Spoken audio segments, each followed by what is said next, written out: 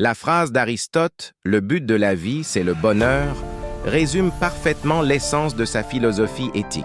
Mais qu'entendait-il exactement par bonheur et comment cette idée influence-t-elle notre manière de vivre? Dans ce script, nous allons découvrir la signification du bonheur selon Aristote et comprendre comment il s'inscrit dans notre quête d'une vie accomplie. Pour Aristote, le bonheur est l'objectif ultime de l'existence humaine.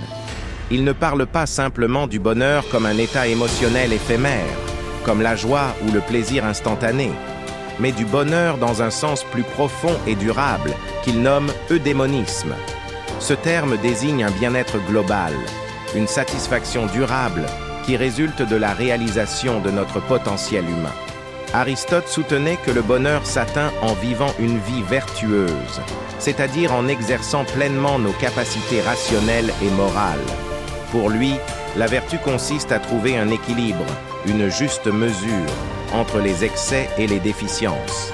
Par exemple, le courage est une vertu qui se situe entre la témérité et la lâcheté. En pratiquant de telles vertus, l'homme atteint un équilibre qui le conduit à une vie de satisfaction et de bonheur. Pourquoi le bonheur est-il le but ultime? Selon Aristote, toutes nos actions visent un but. Que ce soit la recherche de richesse, de succès ou de relations, tout cela est en fin de compte motivé par notre désir d'être heureux. Le bonheur est donc ce vers quoi nous tendons naturellement.